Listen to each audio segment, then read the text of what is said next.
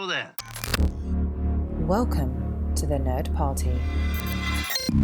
Hi, this is Nick Anastasiou, story editor on Star Wars The Clone Wars and Star Wars Bad Batch. And you are listening to Aggressive Negotiations.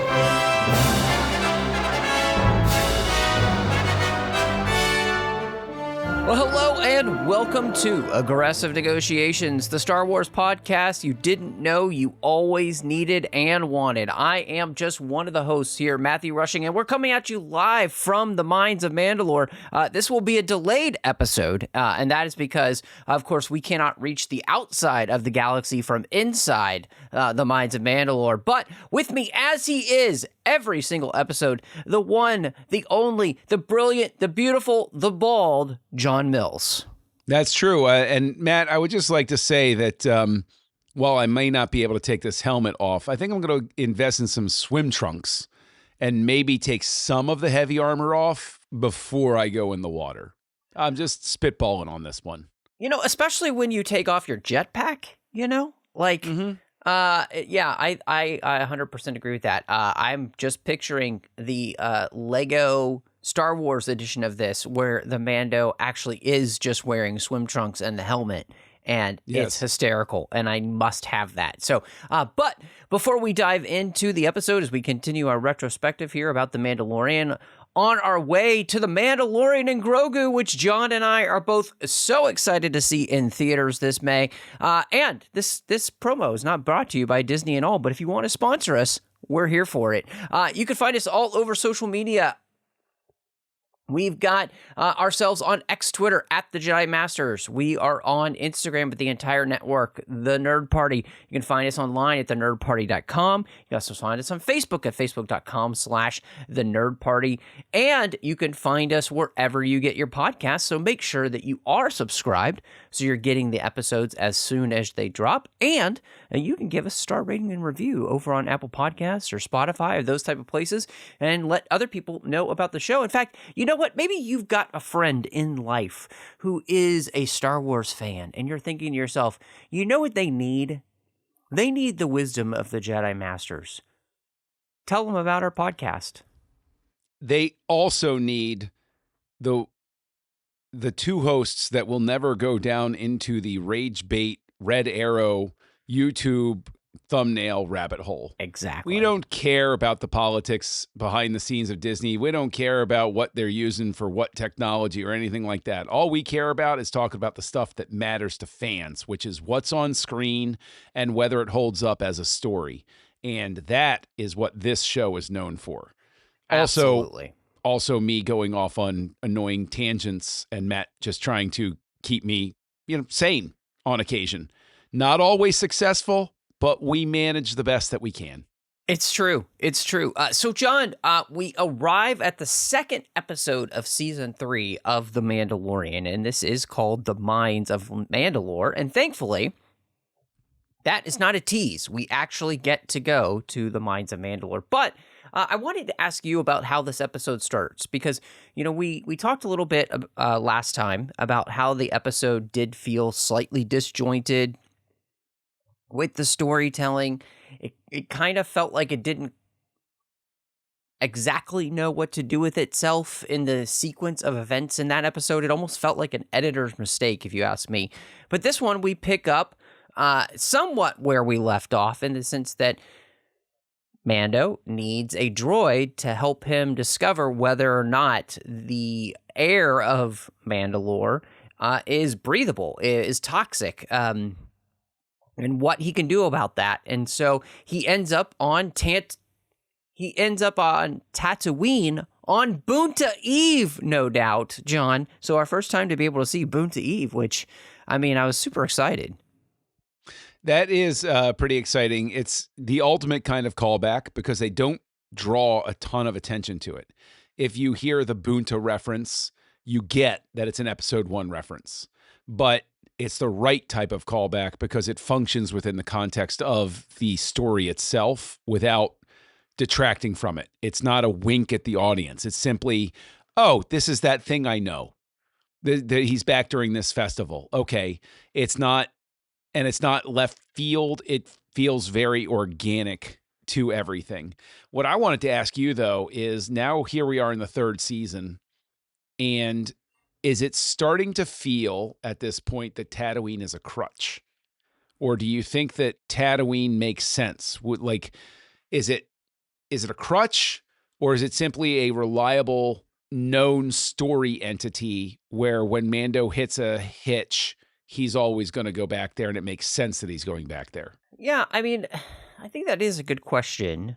But no, I think it actually makes sense for the story, partially because of where he is in the galaxy. You know, one of the things that these two episodes have been doing is having Mando teach Grogu about, space flight and knowing where you are and seeing the star charts and all that kind of stuff.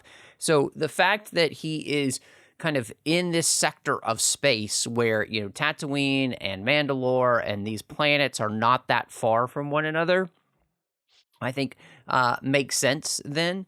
And, the beauty about Tatooine is it is a place where junk just ends up, especially old junk, right? And so the fact that he would kind of go there hoping that then he would be able to find a piece for the IG droid makes a lot of sense. And, what's hilarious is the poor R5 unit that has eked an existence out there on Tatooine is now with Mando.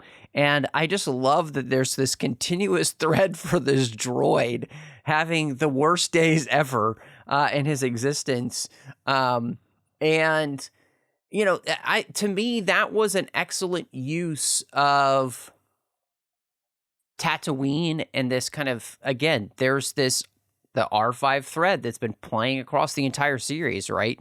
That we've been seeing, and that's a direct connection to the original Star Wars, and it's fun. And so I didn't really have an issue with it at all. And I think it was like just the right, and this is where the reason I really think it works for this episode, because it's just the right amount of humor for an episode itself where the rest of it is going to be kind of serious, pretty scary. There's some really, I would say, wonderfully kind of alien-like, scary type references in this episode with the droid, semi-living, possible brain eye, the eyeball thing. Yeah, the evil eye. It's terrifying, right? And so I think having this levity up front at the episode was a great way to begin, so that the rest of the episode can kind of really dig into some really important stuff. So, I mean, did it feel like that to you? Did it work for you going to Tatooine? Are you starting to feel that at all? I've come to accept Tatooine as just a place where we're going to go. Tatooine becomes a hub, and I think it plays into a more almost like a Galaxy's Edge type of place. Yeah, something. Yeah. Well, almost you could have based a theme park after it. I don't know, that sort of thing. Could have, but no. The thing is, this use of Tatooine, I would think for older fans, and by older I mean slightly older than you, which I am. I know plenty of older fans, quote unquote. I'm not ancient or anything, but those that were, but you're really part part of the first. So, we were part of the first wave of everything, right? Right. Yeah. And I think that we grew up with the idea of Tatooine from Luke's perspective, where we agreed with Luke that it was the ass end of space and nobody went there for any reason. And starting with the special editions, it became, yes, it's the ass end of space. However, everybody goes there. It's a hub. And so the fact always that have Tatooine.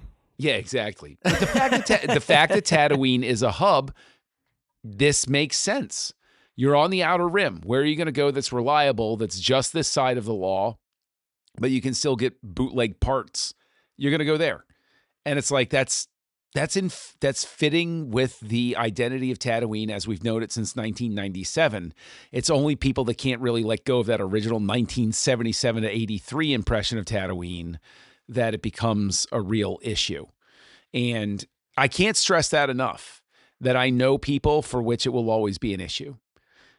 But for me, it is not. Not because I'm any better, but because I guess I'm just young at heart or whatever. But like, it's just in keeping with Tatooine as we know it now. Completely makes sense, especially to give it credit post Book of Boba Fett, seeing how Mos Espa has changed. I now have that in my head. There's a sense of progress and development on Tatooine that doesn't limit it forever to the dusty farmland that Luke grew up on. So it makes perfect sense. You mentioned scary eyeball thing. That's the big droid, which I think is one of the best alien elements of Star Wars in ages. I thought it was brilliant. My question for you is it resolved too quickly? No. And partially because I think that the beauty of what they do is that it is just this, kind of out there, off the chain, strange thing, that we see in Star Wars that we basically get zero explanation for. It's like the Dianoga, right? That's what it reminds me of, where it's just this super creepy, very weird. I've got no context for it until it shows up, and then once it's gone kind of thing. And the reason I say, to me, that it's not gone too quickly, because, one of the hallmarks, and one of the trademarks here of the show, starting with the Book of Boba Fett and the training of Din with the lightsaber, is Din's struggle to be able to wield the lightsaber, because of, and I don't know if it's because there is a real lack of connection with him in the Force, or if there's some kind of barrier there that's not allowing him to be able to wield it with better precision, like you would expect him to be able to as a weapons expert. I mean, we saw him with the Beskar staff and knew exactly how to use it and how to wield it. The guy seems to know how to use every weapon except a lightsaber. And I thought was really interesting is that then on the other side of this episode, you have Bo-Katan. The moment she picks this up, she knows exactly how to use it, and she does so with excellent precision and almost with the skill of a Jedi. And which is interesting and has that recollection then for us in our minds that, she fought alongside Jedi, and she lived in a time where, I would say, the Force was more expansive in its sense in the galaxy. So what I love about this episode is that in all of that, it creates a lot of questions for me. So I'm not frustrated that this alien being thing, whatever it is kind of there and then gone, because it only kind of is there to, I think, accentuate this dichotomy between these two characters and their struggle, right? And I really, to me, that's what that is used for. I don't know if you feel the same way, or if it's just that you loved the design so much, you're like, oh man, I just would have loved more of that, and maybe we'll see it again. Who knows?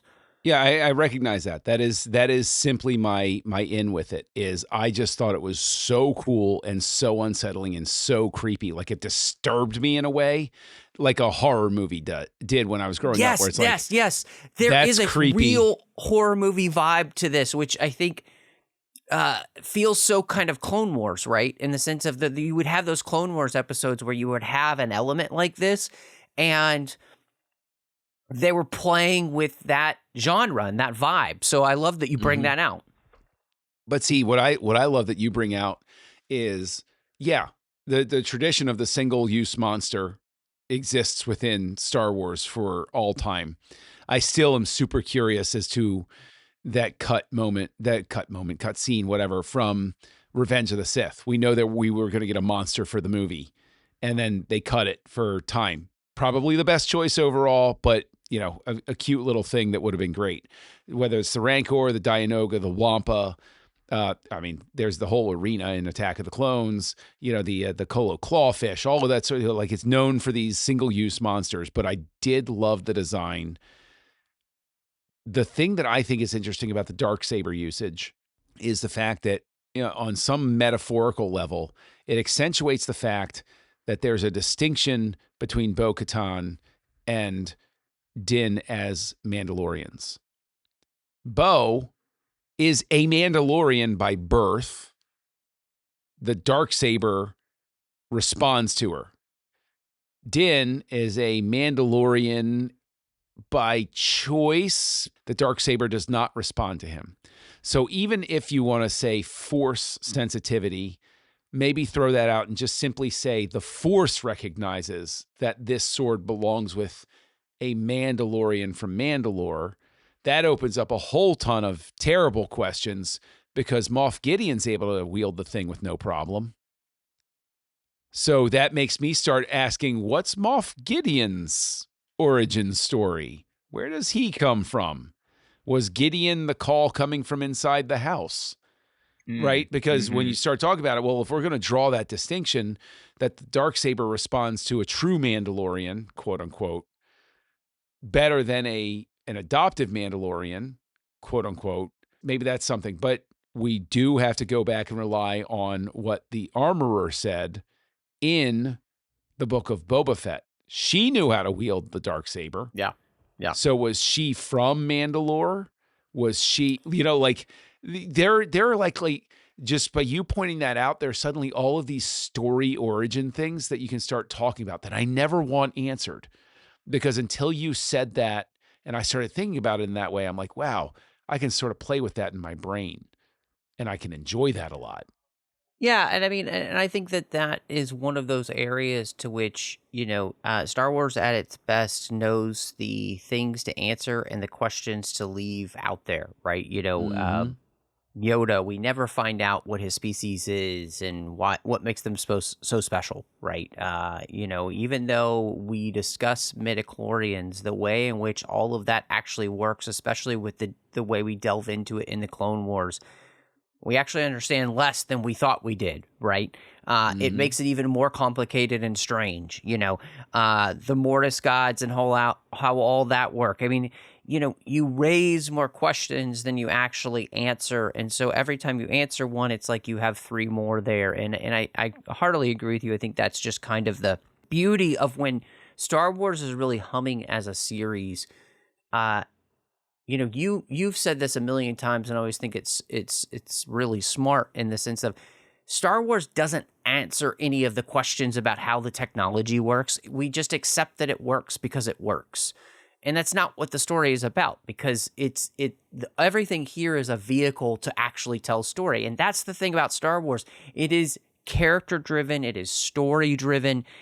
It is driven by, the most primordial of story ideas with, the hero of 1,000 faces and these classic archetypes. That's what makes Star Wars great. And that's why I think the best of Star Wars will continue to resonate for, another 50 years. And so, but I wanted to ask you about this because one of the things that rewatching this episode, one, I was struck by how freaking good it is compared to this first episode. Like, this episode is like one of the best episodes of The Mandalorian. And so I'm giving that away, I guess, ratings wise, but I just really think this episode hums on every level.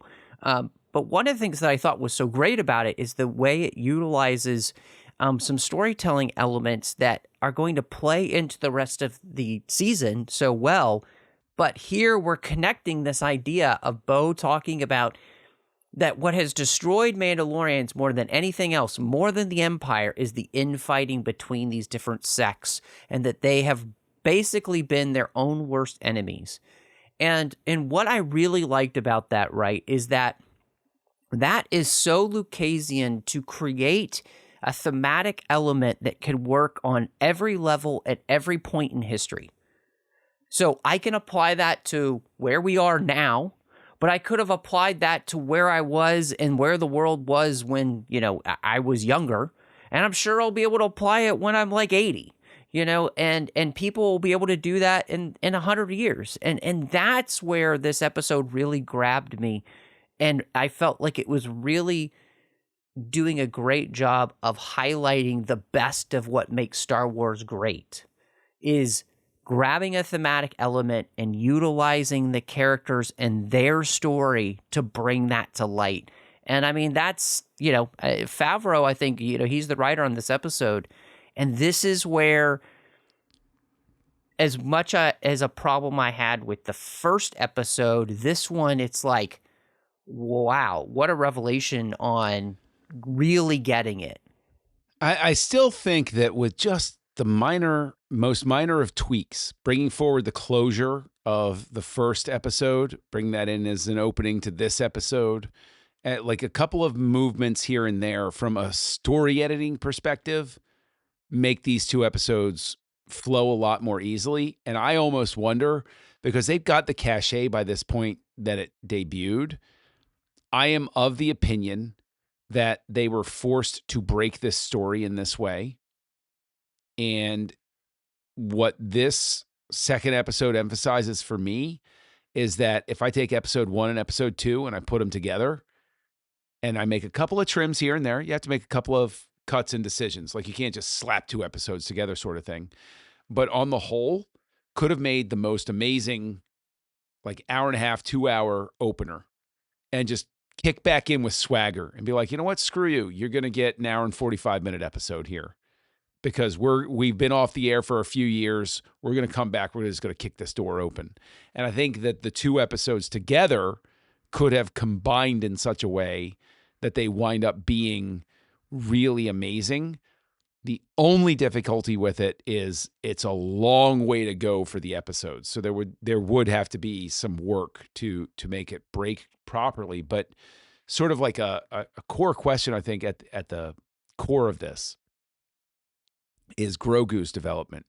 Do you think that Grogu actually advances in this episode in an appreciable way where you feel like the character is really moving forward? Because we've had happen now, Grogu barely moves forward in seasons 1 and 2 and gets taken away by Luke. He seems to have not advanced as much as he should have when we encounter him in Book of Boba Fett. But here, do you think that Grogu shows signs that he's going to start maturing and changing with the adventures? Or does he still seem a little stuck? Well, I think one of the things about this episode is that he seems to be, just even more vocal. And so it's almost like, there's a recognition that he's really understanding a lot more, and even trying to almost kind of verbalize his understanding to others, which I think that's movement and the character growth. I also think the character growth for him to handle life without Mando in this episode, to be able to get himself back to the surface, keep himself safe, and fly the ship, and even all before that, to try and save Mando himself, with his utilization of the Force. And so the beauty of that is that I think it does show that the character has moved forward, but it also shows you how much further the character still has to go, right? He hasn't completely mastered his level of the Force yet, of course. Bo even asking him, how good are you with the Force? Which is, it's so great to be able to have a character be able to say the thing that we always want to say to Grogu himself, as the audience, that Din doesn't even think to talk about because that's not his experience, Whereas Bo has a completely different experience saying, hey, I knew Jedi. I fought with Jedi.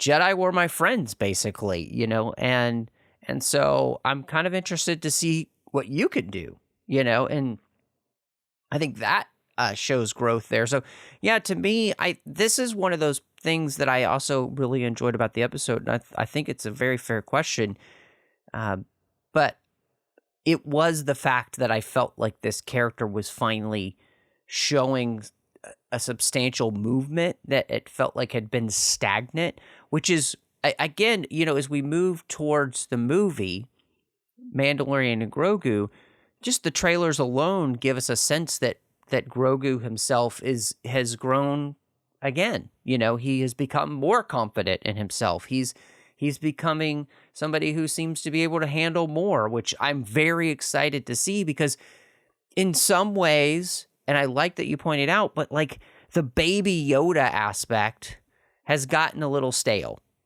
Yeah. And I want to see the character progress.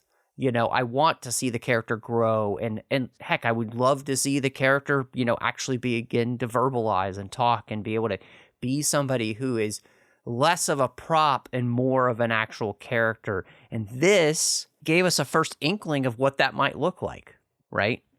Which was really nice. I agree. I think it shows good movement for Grogu. It shows promise for the future.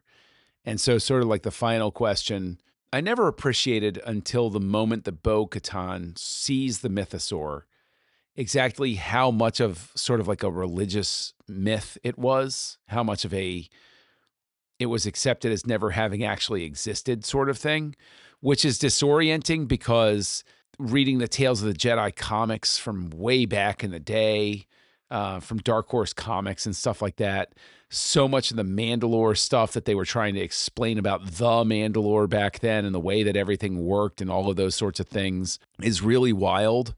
Do you think that that Mythosaur moment is earned?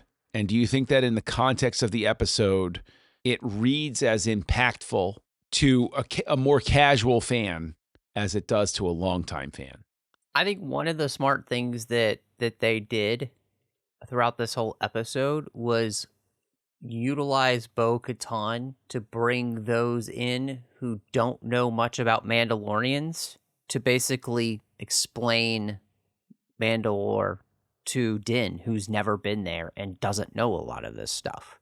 You know, so as she's doing this explanation and this info dump, it's not boring because the character of Din is responding to it, right? And the beauty of it is that Bo is doing it in kind of this cynical way, and for Din, this is the most spiritual experience of his life, right? You know, and so that's the thing I love. And so the beauty of the Mythosaur moment to me is that this is the moment for the character of Bo where I think her faith is restored, in the sense of the rest of the season for the character of Bo, and this is a retrospective, so we don't have to like pretend like we've never seen it, but that character's trajectory is going to be about not only reclaiming Mandalore, but doing it for all Mandalorians, bringing all Mandalorians together, to bring the factions together, and to live life in harmony again. And I think the Mythosaur gives her this inspiration of like, oh, if that's really real, then anything's possible, kind of thing. Yes. And the beauty of the moment is just the quick where like you see her reaction come out in just like the gasp that you can tell that she has of like, holy buckets, this is a real thing. Yeah. And just as a final note on that, as a person, both of us, as people who have been with Bo-Katan since she was first introduced, to go through this entire journey and to see her go from, let's be honest, idealist to cynic, and to see the exact moment where the idealism can creep back in, can come back in. And the way that she's brought back from her cynicism is from somebody that she derided for his faith.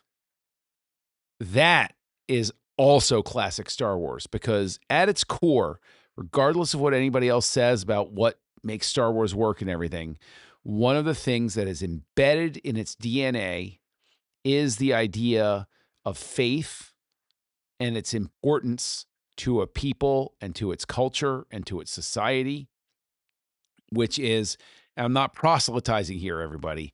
I'm saying, though, that there has to be a belief in something. What is it? Leave that to the debate. I'm not bringing that into it. but there has to be, people have to believe in something to keep going. They can't have this nihilistic view. They can't believe that it's all meaningless. You go back to a relatively throwaway line in episode 2, which is just given by the new queen, where she says, the minute we stop believing that democracy can work is the moment it dies, or whatever the line is. I've probably butchered it right there, but you know the line I'm talking about. Yeah, she says is the moment we lose it. Yeah. Yeah, it's the moment we lose it. Like, that is the key right there. You have to believe in something. And seeing this character go on that whole journey as a longtime fan who's been with her since the Clone Wars, like, that was an incredibly special moment. Boom, they gave us what we wanted. We wanted to see somebody restore their faith in the world, to tell us it's okay for us not to lose hope. That's huge, man. It's about not giving up. It's about staying with it. And Bo-Katan is rewarded for being there for the believer. And I think that's really cool. Yeah, and I mean, obviously the cliche is that, she now has a new hope. And I think that's the thing about this too, is that the beauty of this episode is the way in which, Lucas always talked about that Star Wars is rhythming and rhyme, and this idea that these themes continue to replay.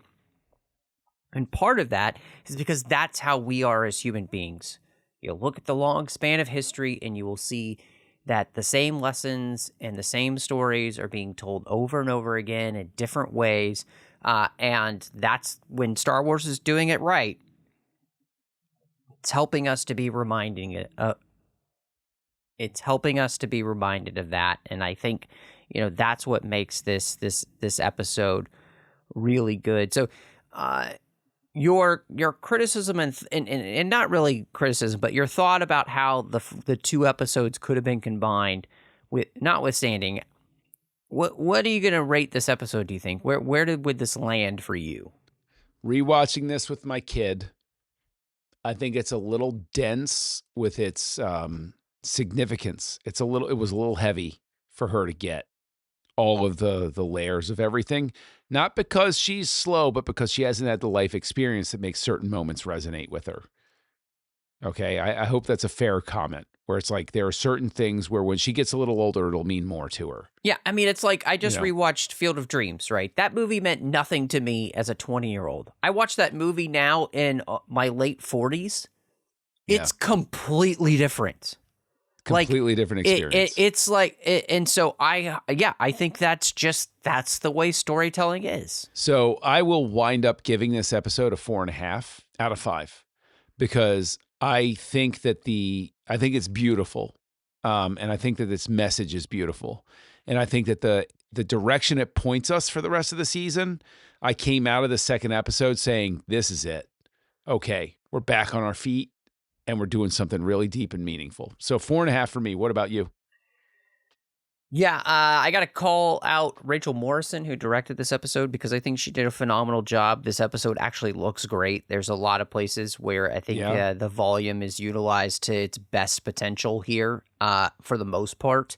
So great stuff. I'm just going to give this a 5. I think partially because where I 100% understand where you're coming from. And I think it's not criticism, it's just the way it is, right? But on the other side of that, it's like, I love all that, right? The life experience but also, as Star Wars fans, we do enjoy when something dives into lore and helps us understand something that, when we all saw Boba Fett back in the day, none of us had any clue that there was this long, amazing, storied history with this incredible, society and culture. And this is one of those episodes that helps officially unpack what that story is. And that's a fun reward for those of us, I mean, you've been, a fan a little bit longer than I have, just because you're a little bit older, but it's like, we've basically been there mostly from the beginning, and it's like, this is the kind of stuff that somewhere in our brain, we kind of knew just from the design of characters and stuff that something like this had to be out there. And when you get rewarded like that, it's just joy. I mean, that's what makes being a fan fun. How crazy is it that all we were really responding to in 1980, and I can tell you because I was there, was that armor was awesome. And hey, that son of a captured Han Solo, you rat bastard son of. Don't worry, I'll bleep all that. And like that, he instantly becomes a legend. And just that cool set of armor springs into all of this. How amazing is all of that? It is crazy. Absolute cinema. Absolute cinema. It is crazy. It is as crazy as all of the places where people can find you online, Matt. Where can they find you? Oh my gosh. Well, if I am on a social media platform, my name is MattRushing02. So just type that in. If I'm there, I'd love to talk to you, follow you, get back to you if you've got a question or comment or complaint. And I mean, let's be honest, that's what social media is really about, is complaining. But anyway, you can also find me here on the network doing Owl Post, which is a completed show about every single chapter of the Harry Potter series. You can also find me over on the TFM network doing a bunch of shows. One's the 602 Club, and actually, I've got a new co-host that's going to be joining me on that show, which I'm really excited. So if you listen to some of the recent episodes, you'll hear him, and he's going to be joining me much more often now. So I'm really excited about that. But John is also a frequent guest over there, so you could check out all of our discussions about things outside of Star Trek. And then I've got tons of great Star Trek talk over there with my good friend Chris Jones. So, but John, if people are wondering what your Mandalorian exercise regimen is like, where can people find you? Well, my Mandalorian exercise regimen, just so everybody knows, is I wear a jetpack everywhere, even in the shower. And what it does is it really builds really good muscle tone in your shoulders. It is a real pain in the butt when you're trying to climb ladders or swim. Or sleep. You know what? I've never examined whether it has something to do with all of my constant back pain. I'll have to look into that. I'll ask a Mandalorian doctor about that. But if you want to talk to me about that, give me some advice. You can find me as Kessel Junkie on your social network of choice. I love Letterboxd. I love Goodreads. I read books a lot. I watch a lot of movies, usually. So find me over there, KESSELJUNKIE. I love appearing over on the 602 Club. Feels like it's been a minute since I've been on there, so I think I'm going to have to appear sometime soon.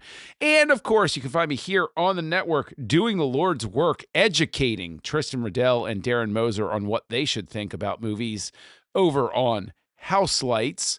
And, Matt, I got to tell you, I really think this jetpack thing, I think I need to get back to the temple and talk to the doctor. So I think it's time to close these negotiations. John, negotiations are closed.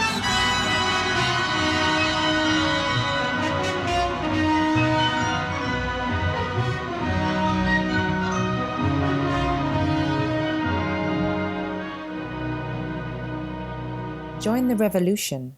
Join the Nerd Party.